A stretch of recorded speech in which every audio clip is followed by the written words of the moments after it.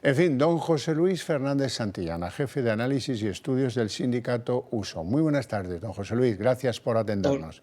Hola, buenas tardes. Bueno, ¿qué impresión saca usted? ¿Por qué se defiende de esta manera el gobierno y por qué manosea estos datos que son una evidencia triste, pero una evidencia no cuestionable?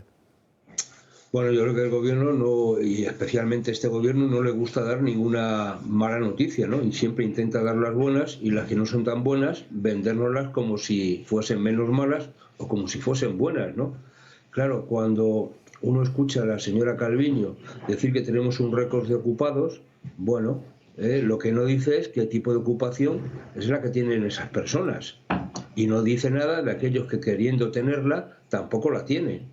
Entonces, claro, esto de que este dato es mejor que el que había en 2018, bueno, pero el de 2018 a lo mejor era mejor que el que había en 2014. Bueno, este tipo de cosas me parece que no son serias, ¿no? Sobre todo por parte del gobierno. Miren, el dato habitual de la primera EPA del año suele ser habitualmente mala para el empleo, pues porque acaban las temporadas, digamos, de las rebajas, acaba lo que fue la campaña de Navidad, los restos que quedan, es decir, bueno, y la gente se empieza a preparar para ya abordar un poquito más de actividad en el segundo trimestre del año, porque ya empieza el buen tiempo, empiezan las ferias, bueno, ha empezado la Semana Santa, es decir, cosas que animan el empleo habitualmente, porque en España, lamentablemente, buena parte de nuestro empleo tiene un componente muy estacional. Pero dicho esto, oiga, ¿cómo se puede decir que las cosas están bien cuando hay más de 100.000 parados más?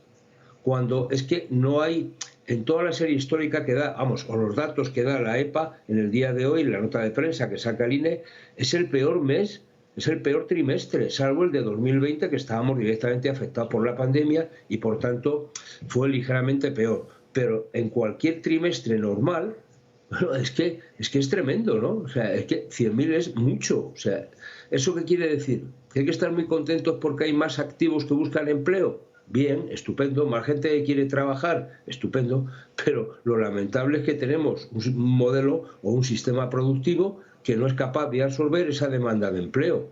¿Eso por qué? Porque tenemos una economía que no crece, una economía que está, yo no sé si decir gripada o que va al ralentí. Hombre, no es lo mismo ir al ralentí que estar gripada, porque estar gripada es que no avanza, pero desde luego avanza muy despacito, y estamos en una situación casi de encefalograma plano desde el punto de vista del crecimiento económico. Eso hace que el empleo no se reactive y por tanto lo que estamos viendo es cómo la ocupación baja. Seguramente dice, bueno, solo han bajado 11.000, bueno, vale, pero es que mire, ¿qué tipo de ocupación? Hay un dato que yo creo que es muy significativo. En este trimestre el empleo a tiempo completo lo que hace es disminuir en 34.700 personas, y lo que se incrementa es el empleo a tiempo parcial, que lo hacen en 23.600. Claro, cuando uno mira también el componente de la población activa que se ha incrementado, mayoritariamente son mujeres. ¿Sabe usted quién habitualmente trabaja a tiempo parcial en este país? Las mujeres. Bueno, pues este es un tema. Si se puede estar contento con eso, si usted va a feminizar el desempleo y usted va a feminizar el empleo a tiempo parcial, pues este es el gobierno feminista. Pues mire, me parece a mí que eso no está bien orientado. Por tanto, me parece que no es para tirar las campanas al vuelo, aunque como dice el refrán popular, el que no se consuela es porque no quiere. Sí, sí, pero bueno, ¿esto cómo deja las cosas? Las deja en 3.127.000 Sí, desempleados, un 13,26%, un salto hasta arriba, hacia arriba, respecto a la anterior encuesta, un aumento de desempleados cercano al 3%. sí, sí. Todo esto es muy preocupante, ¿eh? No, no, claro que es preocupante, y lo preocupante es lo que puede acabar.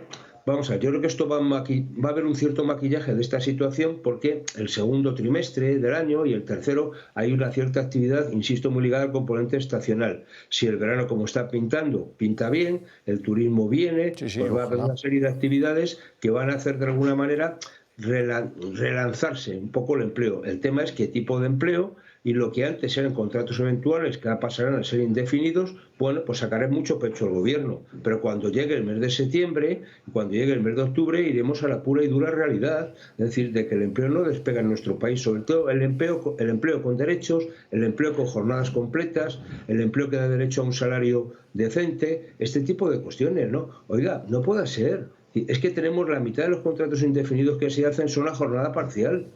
Es que si están sacando pecho de que se han hecho 1.500.000 contratos más indefinidos, ¿dónde están? ¿Dónde están esos contratos? Que lo que está pasando es que está...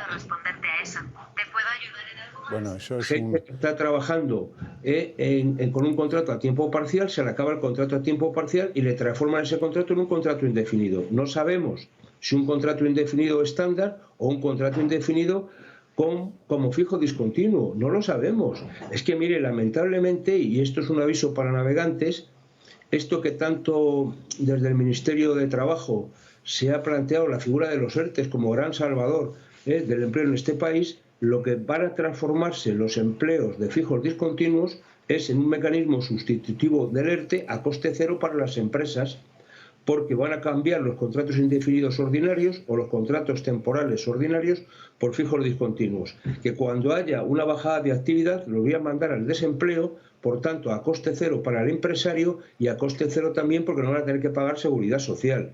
Vaya chollo que le estamos brindando. Pues me parece que ese tipo de situaciones no son las más aconsejables para cuadrar nuestras cuentas, ¿no? Ya.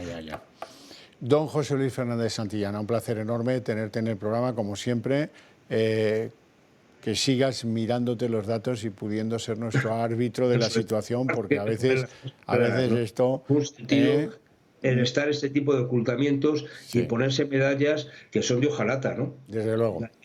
Bueno, de oro, ¿no? Ya sabes que empezamos 2 años atrás, usted y yo, denunciando las trampas, que tenía más trampas, el cálculo de los desempleados que una película de Fu Manchu.